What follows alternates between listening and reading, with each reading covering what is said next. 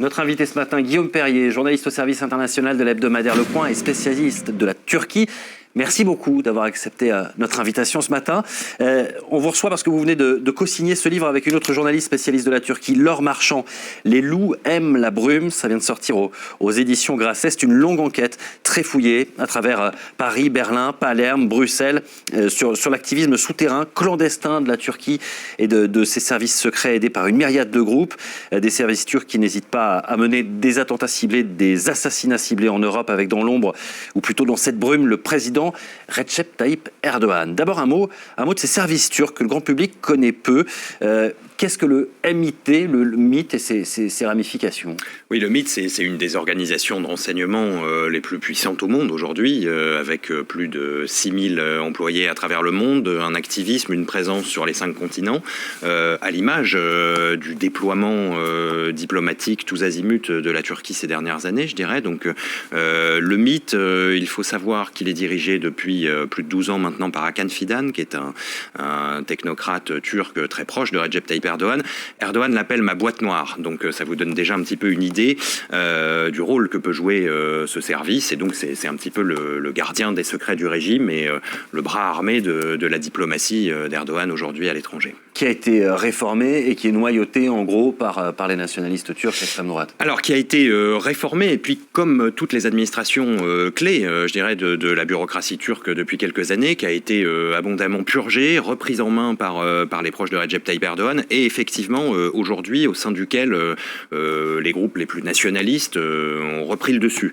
Ça n'est pas quelque chose de nouveau, parce que dans l'histoire, la longue histoire du mythe, il y a aussi évidemment un lien très fort historique avec l'extrême droite ultranationaliste turque, ce qu'on appelle les loups gris, également avec la mafia, qui a toujours été de près ou de loin très imbriquée dans ces opérations.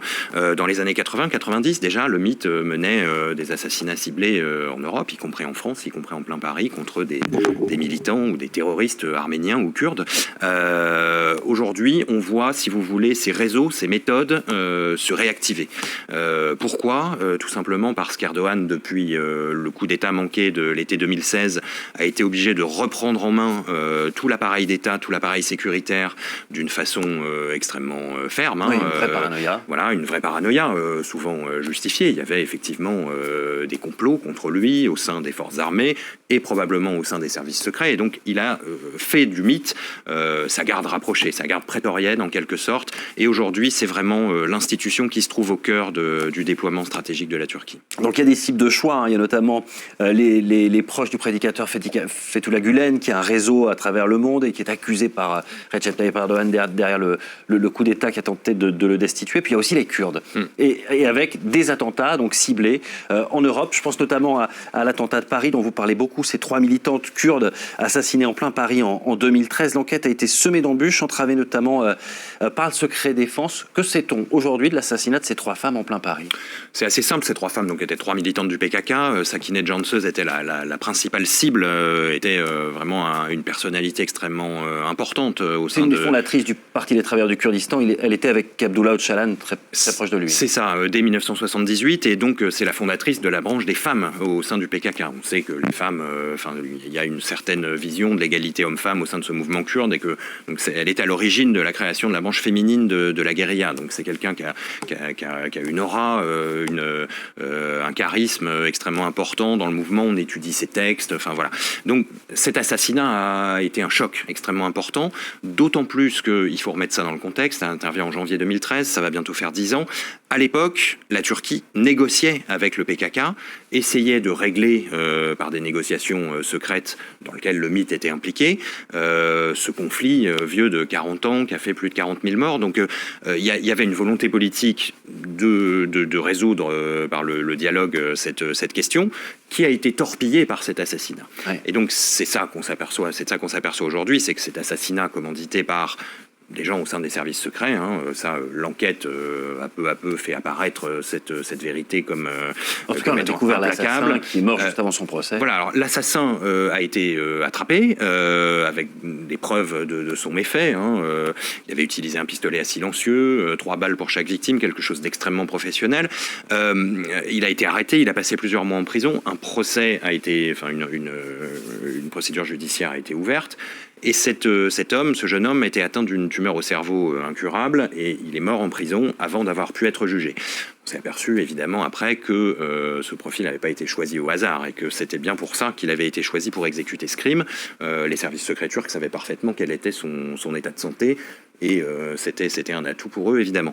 Mais la procédure s'est poursuivie, enfin il y a un juge d'instruction qui a repris le dossier. Alors voilà, le procès s'est arrêté avec la mort du principal coupable, mais effectivement il y a plusieurs mois, un nouveau juge d'instruction a ouvert une enquête sur la base des nouveaux éléments qu'il contenait pour essayer de retrouver les commanditaires. Et les commanditaires sont jamais très loin des services secrets turcs. On a prouvé par notre enquête et différents documents, puisqu'on a eu accès à la fois au dossier judiciaire français, belge, mais également turc. On a eu accès à effectivement des documents qui montrent de manière implacable les échanges ou l'absence de coopération entre les différentes justices, la gêne qui s'installe progressivement, y compris entre le juge d'instruction français et les services de renseignement français, qui, on le voit très vite, coopèrent assez peu avec l'enquête.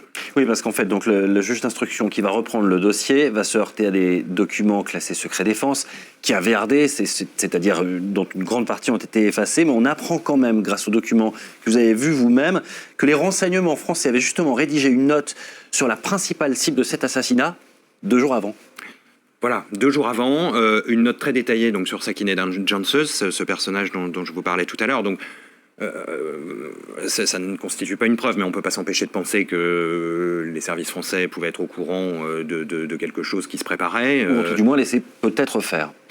Et on peut être laissé faire. Cette personne était sous surveillance, on le sait. Le lieu de l'assassinat était également sous la surveillance des services français, on le sait, puisque les allées et venues dans ces bureaux étaient largement documentées dans différents rapports au cours des mois précédents. Il y a donc effectivement un gros doute. Et puis pourquoi avoir censuré totalement cette note sur Sakineh Jansus si elle ne comporte pas d'éléments gênants pour les services? Si ça avait pu résoudre une partie de l'enquête, pourquoi avoir jusqu'à aujourd'hui caché ces preuves au juge d'instruction?